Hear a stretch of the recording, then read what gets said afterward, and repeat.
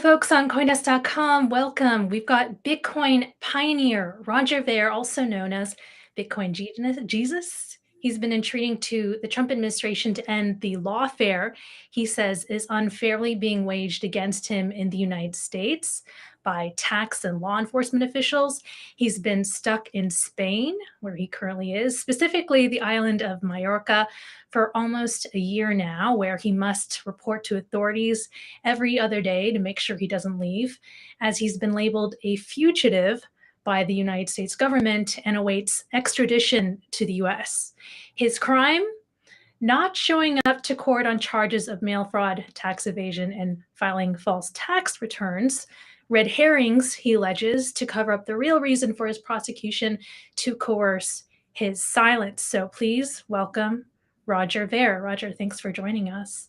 Thank you, Christine. Although I think I need to take issue at this point. I don't think they've labeled me a fugitive at this point. I'm exercising my legal rights fully within the law to fight this at every step of the way, because the charges against me are 100% false, and I'm 100% innocent, and look forward to proving my innocence in court if needed. But I'm even more optimistic that the new Trump administration will see this for the lawfare that it was from the Biden administration, and just either give me a preemptive pardon or drop all the charges at this point, because anybody that looks into it can see I'm completely innocent, and all the legal filings are right there at freerogernow.org. I invite anybody to take a look, from everything from the indictment to the motion to dismiss to everything else. And anybody that reads it can see that I'm 100% innocent of what I've been accused of by the Biden administration. I saw from the documents they called it constructive flight, and that gave it fugitive status. But I totally hear you out. And when I was writing to you about this, you said if I stop replying or don't show up, it's because I'm in jail. So I'm glad you're not in jail. But I mean, how have you been doing? How are you? It's a pretty stressful way to live life. Just yesterday, and the police tell me very clearly I have to have my phone with me and answer it when people call. And so the phone rang at about 9:30 in the morning, and I just lost my final appeal in Spain to be extradited. So I'm expecting the police to come any day now to send me to the U.S. And the phone rang, and some guy in Spanish asks me, "Are you Roger Ver?" And I said, "Yes." And he goes, "Are you at home right now?" And I just feel my heart just starting to pound at that point, because I thought it was the police calling me saying, like, "Are you Roger? Are you at home? We're coming to get you now." But the third thing that he said to me after that, he says, "I'm Amazon. I have a package for you." And I thought, oh, thank God for that. But it was still like an emotional roller coaster. And every time the doorbell rings or anytime my phone rings, I'm just terrified that this is the very last moment of freedom, potentially for the rest of my life, for stuff that I didn't even do. It's like a 100% absolute lie that I didn't evade any taxes at all. My stance the entire time is that I will gladly pay anything that the law requires me. We literally filed Freedom of Information Act requests to the IRS saying, "What do you think I owe? Show us the calculations." And they still haven't been able to provide any of the calculations. And the fact of the matter is not only was I the first person in the world to start investing in the Bitcoin ecosystem, I was one of the very first people in the entire world to try and pay taxes on Bitcoin income. And we did it. I hired the absolute best professionals in the entire world to help me with that. And we did the very best job we possibly could with the information at that time. And I think we did a better job than anybody else could have possibly done. And so I'm 100% innocent of all these charges. And it's just a pure lawfare from left over from the Biden administration, who hated crypto, and they were waging a war against any business or any person that was promoting cryptocurrencies. And clearly, as one of the earliest pioneers in that field, I was a high target for them. And here I am. They've stolen a year of my life here, trapped in Spain. I'm not Spanish. I don't speak Spanish. This isn't my home. It's been really, really frustrating this entire last year, and especially recently, where every moment I think this could be my last moment of freedom, and they're going to ship me off to the U.S. and what a horrible way to be living. And so I need the public support, because we can see the Biden administration has gone after all sorts of people that just solely for being involved in crypto. And if someone's innocent, we need to stand up for them, because if we don't stand up for the other innocent people out there, there'll be no one left to stand up for you when they come after you. So please, everybody out there, please help me. And once these ridiculous charges against me are dropped, I'll be able to go out there and help the other people that are victims of lawfare as well, just like myself. So some other examples of that are Roman Storm, the guy that was writing open source software code for Tornado Cash. Ian Freeman's another guy who's just running Bitcoin ATM machines. And there's a big, giant, long list of people that have been targeted and attacked by just solely for their involvement in crypto and haven't committed any crime with any sort of victim whatsoever. All of those people need to either have the charges dropped or their sentences commuted or pardoned. And this has been, a real black eye on America from the Biden administration. But, a new sheriff's in town. Look at the amazing things the Trump presidency has already accomplished. And I'm really optimistic in regards to what they'll be able to do for my own case and these other people out there that have been the victim of lawfare as well. Right. And you were arrested in Spain on April 26, 2024. You stayed in the same cell as John McAfee, I understand. I And, stayed in the same prison as John and McAfee. I don't think I was in the exact same cell as him, but I don't know which cell he was in. So it's you possible I think he was, was but killed? do I think he was killed? Mm, I don't think he committed suicide. He was a personal friend of mine. He was just too full of life and energy, and I can't imagine him killing himself. And his wife, who knew him far better than I did, she doesn't think he killed himself either. And his close personal friends and family don't think that he did. And I was in the same prison. I have a hard time envisioning him being murdered in that prison, but I have an even harder time envisioning him having taken his own life. That seems almost impossible. mhm. But the short answer is I don't know. You've been in jail before. Do you still carry scars from that experience as well? Yeah, that was the entire reason. This isn't my first time being the victim of lawfare. Way back in 2000, I ran for political office as a libertarian. I called the ATF and FBI a bunch of jackbooted murderers and thugs in reference to murdering little kids. They literally burnt them to death in Waco, Texas. And maybe their parents were religious nuts, but even if the parents are religious nuts, you don't kill a bunch of little kids. And then they literally posed for photos on top of the burnt bodies of these kids. Like, that is not something that any American should ever be proud of, and certainly not Americans claiming to be, the law enforcement that's supposed to protect people, right? They're supposed to protect people, not murder little kids, and that's exactly what they did. They murdered little kids. Anyhow, that made the ATF and FBI really upset with me for saying those sorts of things, and I wound up being the only person in the entire history of the world to be charged with selling a firecracker on eBay. It was called a Pest Control Report 2000. I initially bought them from Cabela's Sporting Goods Catalog, the biggest sporting goods company, catalog company in the U.S., resold them on eBay. And even while I was in federal prison for selling those products, the company that I was buying them from, who had no license, was still selling them. The manufacturer, who had no license, was still making them. I literally was the only person ever to have been charged for selling those without a license. And so literally the moment I was allowed to leave the US, I left because I was terrified of the way that they had treated me over this for my political views. And then they continued to harass me. They continued to harass my family. They continued to audit me and all my family members and just hassled me year after year, decade after decade. And another example of this, a lot of people don't know about it. I just escaped by the skin of my teeth for being criminally prosecuted for being a foreigner interfering in American elections because I had already renounced my US citizenship, trying to escape the harassment. I was donating money month after month to a YouTuber making videos on YouTube, a man named Adam Kokesh, who ran for not president of the United States under the Libertarian Party, didn't even win the nomination. John McAfee actually was his running mate for that. But didn't even make it to the general election. And I was just giving money to his YouTube channel because I liked it. The United States Federal Election Commission literally wanted to charge me criminally for interfering in elections because I gave money to a guy making videos on YouTube. That's just how vindictive these people are.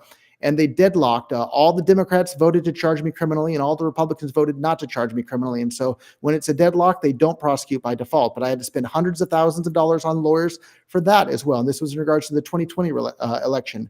And so a lot of Americans won't know this. If you're a U.S. citizen, even if you're not living in the U.S., you are still 100% under the thumb of the IRS, and they can harass you every which way.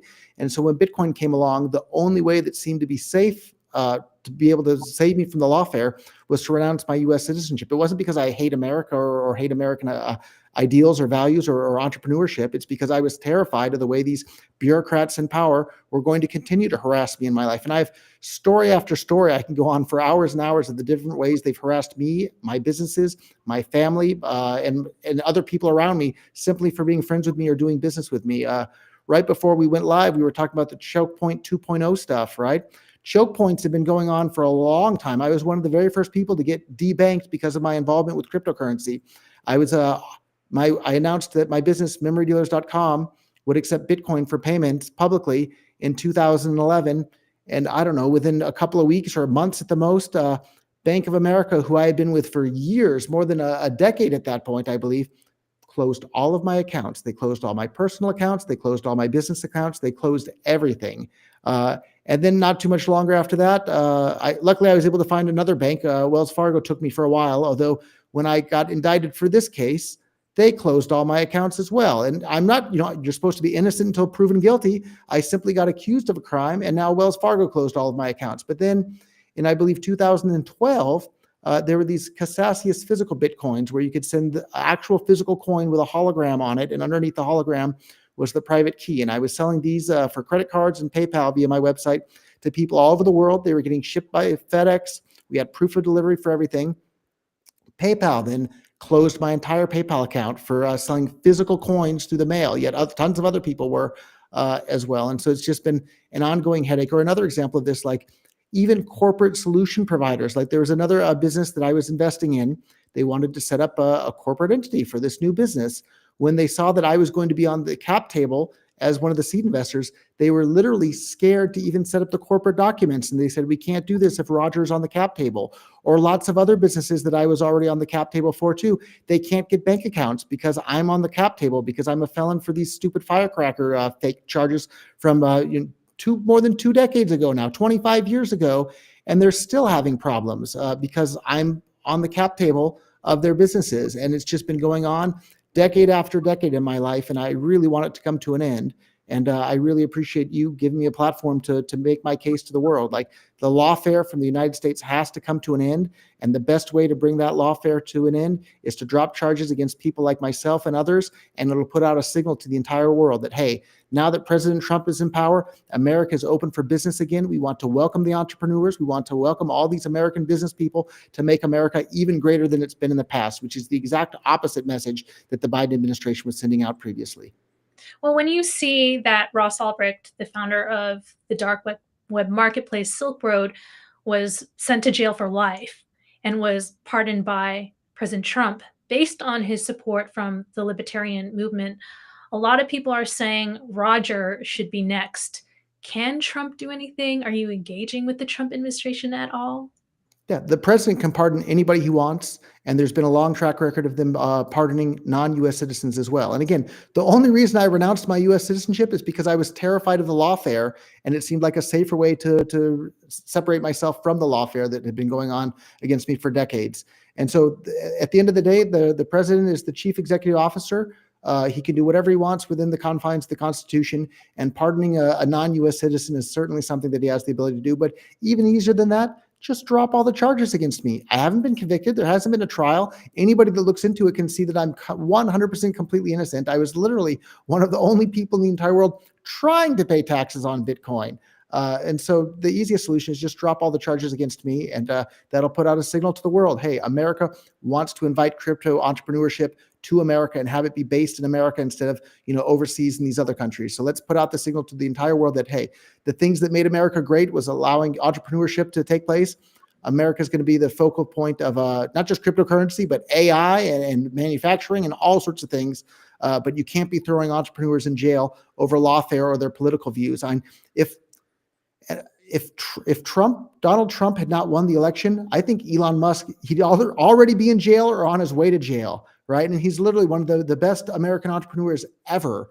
It's just terrifying. And ask yourself, before this election was over, if Kamala had won, so many crypto entrepreneurs would be not just leaving the U.S., they'd be looking into renouncing their U.S. citizenship. So I was ahead of the curve in terms of getting involved in Bitcoin. I was ahead of the curve in terms of just trying to avoid the lawfare that goes on against entrepreneurs when the wrong political mindset of people are in power. And so this is such a great opportunity for America to put out the signal to the world that, hey, America welcomes entrepreneurship, welcomes businessmen. We want to support this. We want America to be great through cryptocurrency. And, I was the face of Bitcoin before Michael Saylor. This is such a great opportunity to show to the world, hey, we want to support cryptocurrency and Bitcoin. Free Roger Ver, and all the information again is at freerogernow.org for anybody that wants to dig into it. What was your reaction when Ross was freed? Do you think you share some similarities with Ross Ulbricht? Yeah, I remember I heard about Bitcoin for the first time because of the Silk Road. There was a radio show called Free Talk Live on more than 100 radio stations across the U.S. who the radio show host of that is currently in federal prison for just absolute nonsense lawfare charges from the Biden administration. They charged him with basically running a Bitcoin ATM machine, and he didn't have the right license for that. And I think they gave him a 8 or 9 year sentence for running a Bitcoin ATM machine. Think about that. America is supposed to be the land of the free, and they're tossing people in jail for running a Bitcoin ATM machine. It's just craziness. But anyhow, I heard about the Silk Road on his radio show. I've never bought, sold, used, or sold or had anything to do with any sort of illegal drugs ever in my entire life. But I was incredibly interested by this website, and I thought to myself, what kind of money are they using for this? And when I looked into it, I saw that they were using this thing called Bitcoin. And then I started looking into Bitcoin, and I knew that there was absolutely no doubt in my mind whatsoever people would start using Bitcoin for payments on the internet as money, and it was going to change the entire world. So I took some money, bought a bunch of Bitcoin, and then I took other savings that I had and started investing in Bitcoin businesses. And that's really changed the world today. Here we are. Bitcoin's more than around $100,000 each. Presidential candidates are talking about it, not just in the US, but all over the world. This is literally, aside from AI, one of the most important inventions, certainly in modern history, and one of the most important inventions, maybe since the transistor or electricity. And it's really, really a powerful invention. And I can tell you, with all the people that are excited about the AI stuff happening, Bank of America is not going to open a bank account for your ChatGPT, agent, but your ChatGPT agents are going to be able to use cryptocurrencies. And so it's just one more example of how the synergy there is so exciting. And America should be the epicenter of it. But if they're busy tossing entrepreneurs in jail for being involved in this space, that's the wrong message. And so again, the right way to send the message to the world that America's the right place to be running your businesses is to drop the charges against me and all these other people that have been accused of crimes with no victims or are completely innocent altogether because it was completely lawfare. What do you think about the Trump administration, what they're doing, what Elon is doing with the Department of Government Efficiency and the changes they're making in DC? What kind of change would you like to see in America? Politically, I think it's the most exciting time in my entire life. And I was a big part of the Ron Paul money bombs and watching all the Ron Paul campaigns. And before that, Harry Brown, the Libertarian presidential candidate in 96 and I think 2000 as well, was interesting. But Ron Paul didn't get the nomination. Harry Brown never even came close. Now we have people finally talking about, shutting down, closing the Department of Education that spends billions on education and educates no one, and auditing the USAID stuff, and just like it feels like almost too good to be true that this is finally happening. And so, I think maybe President Trump wanted to do a bit of this in his first time around, but people held him back. But after he saw firsthand just how vicious and crazy the lawfare attacks against himself would. And make no mistake about it, if he had not won the election, he would be in jail right now. They would have had no exciting time to see them starting to dismantle the deep state. They're talking about releasing the JFK files. They're talking about releasing the 9/11 files. They're talking about releasing the UAP, UFO files. Like, what else have they been lying about out there? So they always taught me in school in America growing up that government has the consent of the governed. You can't possibly consent if you don't know what it is you're consenting to. So if they're keeping everything secret, you can't consent to it. So the more stuff they make public, the better. And there's even rumors going around now that they're going to pardon Edward Snowden. Amazing, fantastic. They should do the same thing for Julian Assange as well. These people aren't criminals; these are heroes because they're informing the public of what the government is doing. If the government wants to have the consent of the governed, they have to have the public has to have the information about what's going on. So this is, I think, politically the most exciting time of my entire life. And I wish I could be an even bigger part of it at this point. But in order to do that, I need these fake charges against me to be dropped because they are 100% fake. And they've kept me out of being able to participate in any of these things in the U.S. The last time I was able to even visit the U.S. was 2017. I mean, that was a long time ago now. And, who knows what other things I would have been able to do to make America even better if I had been allowed to go there safely since then. I did see that Elon Musk responded to a call to free Roger. He said Roger Ver gave up his US citizenship, no pardon for Ver. Membership has its privileges. I wonder, what is your reaction to that? Would you want to come back to the US? I would love to come back to the U.S. I can't wait to come back to the U.S. I was born there. All my friends and family are there. I haven't been able to see a lot of them. I haven't been able to see them on U.S. soil since 2017. And, my parents are too old to travel at the moment. So I haven't been able to see them in person since 2017. That's a long, long time. I would love to be able to go there and be a part of all of that. And then all the business things that are happening as well. I was lucky enough to have been born and grew up right in the heart of Silicon Valley, which also happened to be the heart of where, most or a lot of this cryptocurrency stuff got started as well. And certainly the culture was there. So I can't wait to be a part of that again. And in regards to Elon Musk's comment, he's one of the smartest guys around, but I think he made a mistake about that. The president can absolutely pardon non-citizens, and America is supposed to be about truth and justice and liberty for all. I'm certainly part of all, and I'm 100% innocent of the charges that are against me.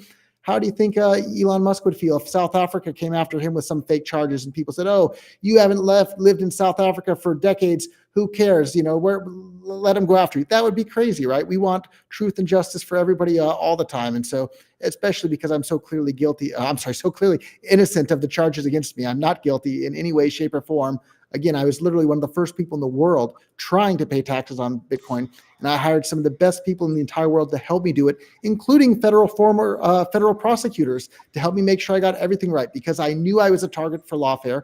I'd already been a target for Lawfare repeatedly. I told all my tax attorneys and accountants and everybody, we have to do this absolutely perfectly because I know they're going to target me, and we can't leave any room for them to be able to come after me and attack me. And the way they actually wound up doing it is they literally had to lie about it. They've been caught lying to the court here in Spain, trying to have me extradited, where they and maybe I'll even be able to get criminal charges filed here in Spain against the prosecutor in the U.S. for intentionally misleading the court in Spain. That's just how egregious this What do you mean whole by thing lies? is. What lies have they been saying?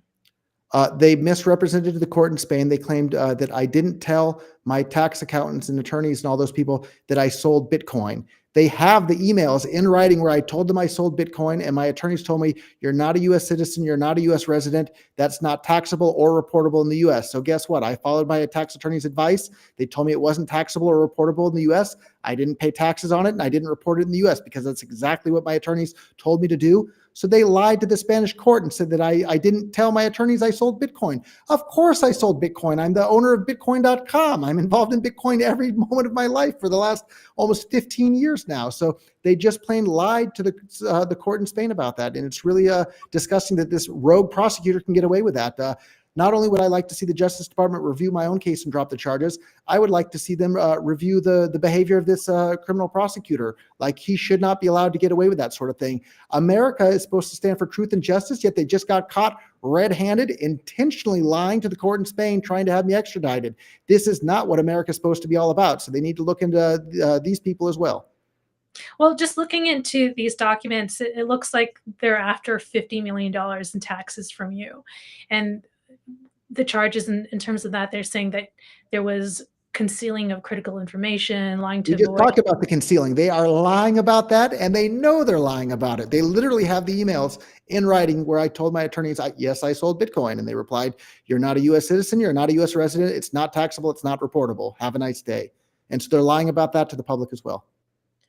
Sorry Isn't to there interject. a statute of limitations on when they can go after you? In 2014, when the government thought Bitcoin was a scam, nobody took it seriously. And to turn around years later and say, actually, it was worth something and you need to be taxed on it.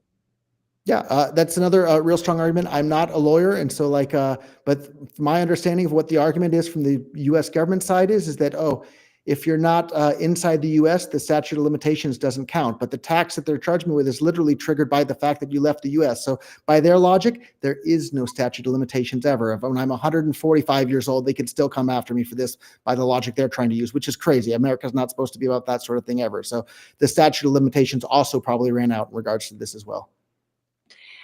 They also say they claim in these documents that you and your companies owned about 131,000 Bitcoins. And at the time, they were trading about almost $900. Um, they say that would mean that your Bitcoin holdings were worth about $100 million when you left. Um, and that in your tax returns, you claimed you had 1.4 million and that you didn't own any Bitcoins. So uh, if this were just an accounting problem and the complications of getting all that sorted, I feel like this is something that could have just been settled with the IRS rather than it escalating to this point. Yeah, I gave all of my tax accountants and tax attorneys all of the information, and I followed their advice exactly. And they had all the information, and I followed it to a T. And so at this point, it's just absolute lawfare. And from day one, I told them, if you disagree with my tax accountants and tax attorneys decided, let us know where you disagree and what number you come up with, and show us your work and how it works. I will gladly pay any tax that I'm required to pay by law. It's never been an issue. I'm not a fan of taxes. It's no secret whatsoever that libertarians aren't fans of taxes, but I'm also smart enough to know that if you don't pay your taxes, you go to jail. I have no desire to be in that situation whatsoever. So my stance from day one is I will pay absolutely any tax that's required to me by law. Just show me what I owe and I will pay it. But they never once have given me the chance to do that. And never once have they been able to show how much money they think I actually owe either, because the fact of the matter is I was one From of the the very documents, first it people in the seems world trying to do $50 million. this. I mean, the documents seem to say, "Pay us $50 million." Would is that the case? Like, would you pay them $50 million to get them off your back? So first of all, I don't owe them $50 million, but if they could show how I did, I would pay it. But they don't. They're start claiming it for I owe them the money from 2017. That's crazy. I stopped living in the U.S. in 2006 and renounced my citizenship in 2014. Why don't they go after me today? Well, Bitcoin's $100,000 a piece. Why did they wait until 2017 when they were only $20,000 a piece? The whole thing is absolute nonsense. But again, my stance is, if they can show me what I owe, and if I didn't do something properly, I will pay it. I will gladly pay it. I just want these people to leave me alone so I can live my life and help make America great again. And these are literally people that hate America and hate American values, and that's why they're busy going after entrepreneurs. I don't like taxes, but I will pay them because I don't want to go to jail. It's that simple, and that's why I hired the absolute best tax professionals to help me do it properly. Mhm.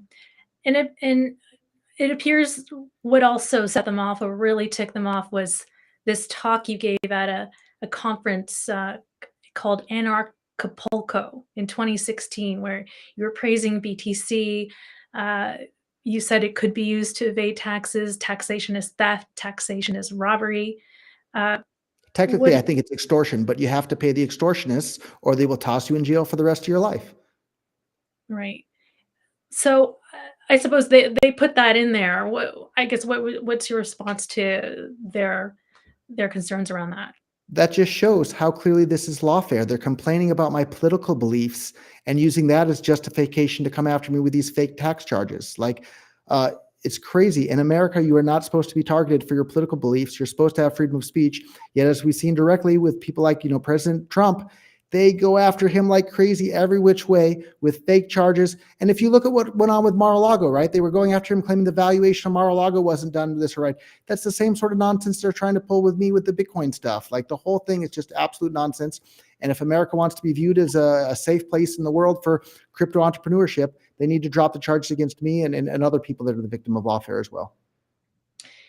Roger, you're the first investor in Bitcoin startups, including Bitcoin.com, Blockchain.com, Ripple, BitPay, Kraken, among others.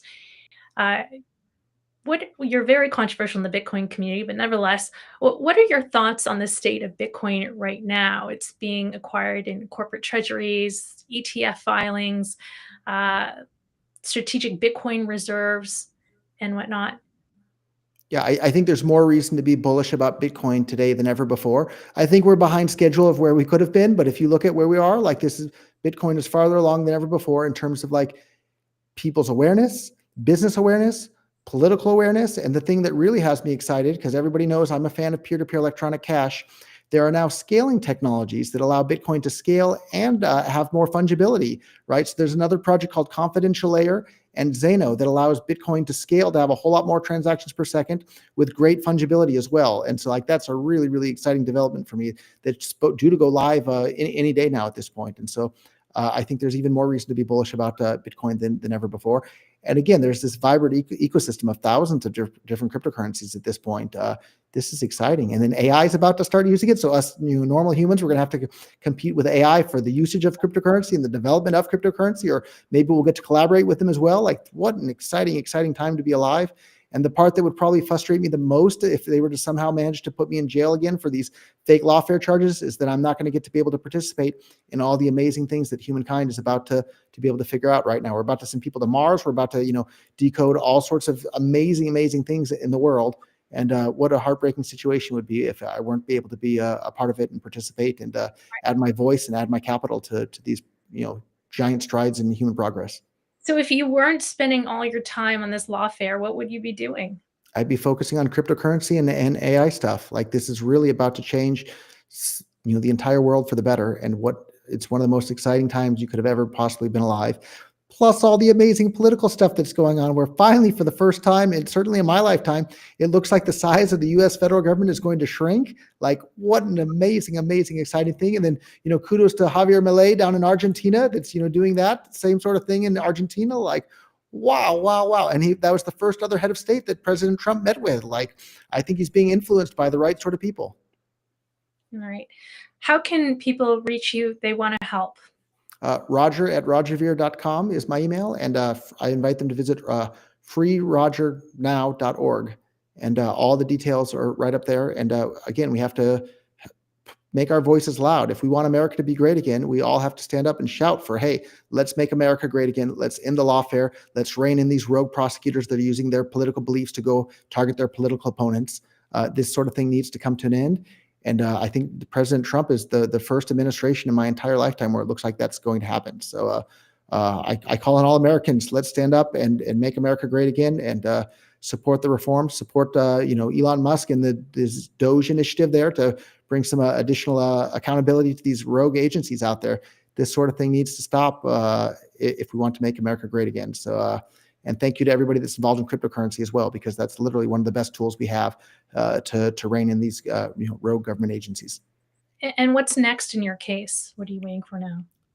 Maybe later today, maybe tomorrow, the Spanish government police will show up at my door, put me in jail here in Spain, and then the U.S. Marshals will be on their way to bring me to the U.S. And then maybe they'll give me bail. But if they're already trying to claim I'm a fugitive for exercising my legal rights, maybe they'll push back on not wanting to give me bail, or maybe they'll complain about this interview because I said things they don't like politically on this interview as well, and try and use that to justify keeping me in jail. Like the fact that and people remember, this investigation started in 2015. This has been going on for a decade at this point. And so the IRS is literally claiming that while I knew I was under investigation, I was still busy like hiding money and lying to people. It's like absolute nonsense. It's absolute lawfare, and it needs to come to an end. And I need everybody's help to make it come to an end. So thank you for the platform to get the word out today. Roger, thanks for joining us. You've done a lot of good for entrepreneurs, companies, and Bitcoin. You've not hurt anyone. You've helped so many people. So I hope you find a speedy resolution to your case that does not involve jail time. I don't think that's a good expenditure of our resources. The IRS hasn't even been able to prove that I owe a single penny, right? We literally filed Freedom of Information Act requests asking them to show what they think I owe. They can't do it because they don't know either, right? And the fact of the matter is we did it right to the best of our ability with the laws that existed at the time. So thank you again so much for the time today. Thank you.